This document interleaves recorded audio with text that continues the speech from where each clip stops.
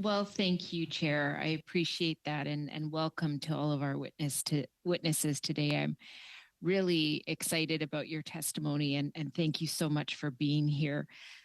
So I'm just going to start by asking Ms. Huggins if you could answer, and then you can decide where the question should go if you're not the right person.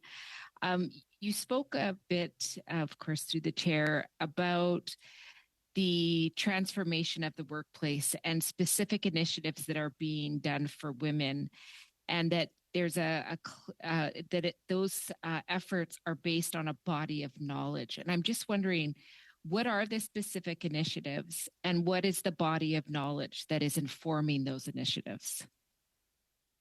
Thanks very much for the question. So the organization is really quite focused on ensuring that we put all of our policies, our procedures through a gender-based analysis plus review. We've started that process with our kit and equipment. I think as Assistant Commissioner Ebert elaborated, things look very, very different than they did previously, and that is in part because of the gender-based analysis review that we did. The transformation for women in the organization has really fundamentally been about ensuring that we develop leaders from all genders, and that we ensure that those voices and that lived experience is brought to bear as part of our decision making in all areas. So when we talk about transformation in the RCMP and we talk about how it impacts women, it's taking into consideration the variety of recommendations and reviews that have been done on our organization and really taking them to heart and implementing them. In fact, just recently, the Commissioner has appointed a new senior ADM responsible for transformation in the organization, whose primary role will be to ensure that we implement all of the recommendations that are coming out of the variety of reviews that the organization has been party to. Well, thank you for that. So I'm just wondering if you could share, if you know, how or whether the RCMP has implemented or is implementing any recommendations from the Bastarache report, Broken Lives, Broken Dreams, the final report on the implementation of the Merlo-Davidson settlement agreement. Thank you for the question, and I can unequivocally say that we definitely are implementing the recommendations coming out of Bastarache, and we do publish on our public-facing website the progress that we're making as it pertains to the culture change that we've been driving at through Bastarache, and so we can certainly support the committee by providing the links to those reports to the clerk for your consideration.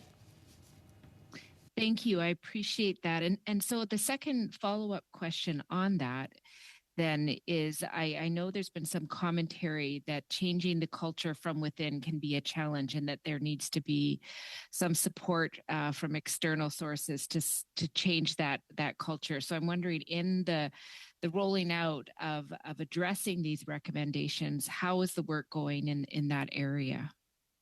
Thank you for the question. We are, in fact, quite engaged with our Management Advisory Board as it pertains to any number of areas of change within the organization, including the culture change element. The board has been expanded over the last months, and in fact, heading off to meetings in Yellowknife with the board in the next couple of days to orient some new members and to continue the work that we've been doing, not only in terms of the implementation of the Bastarache recommendations, but in terms of modernizing the organization writ large. Well, thank you. And I hope I got this right, and please correct me if I didn't in your response. I understand that women RCMP officers are staying for a period of time. It seems pretty stable, but not as long as their male counterparts. I think I understood that. So just my question on that is, can you correct that if that's wrong? And can you explain what is the process of collecting data of serving RCMP officers that are women? So I'm really asking, like, how is as women-focused information being gathered, and what measurements are being done around women staying in the forces and women's health outcomes throughout the period of time that they serve. One of the things we've heard from CAF veterans is if they don't have information documented on their service part, then when they get to their veteran section of their life, they're not getting the supports that they require because the documentation wasn't done well. So I'm just wondering if you could talk about what's happening there at the RCMP and how is that going? Thanks very much for the question. I'll just sort of get us started, and then I'll hand it over to Joanne Rigon, who is the keeper of all the knowledge in this particular area. With regard to the collecting of data about women and their medical files, it is really important for us to have a fulsome file for our women members when they are in the service. And there is an increased a comfort, I think, with our women members coming forward if there are issues. There's not that tendency because of the efforts that we're making around culture change. There isn't that effort to camouflage as much as that was the case before. So I'm optimistic that that we're doing better than we used to. But perhaps Joanne can give us some updates on some numbers that will help to supplement that. Thank you, Nadine, and thank you for the question.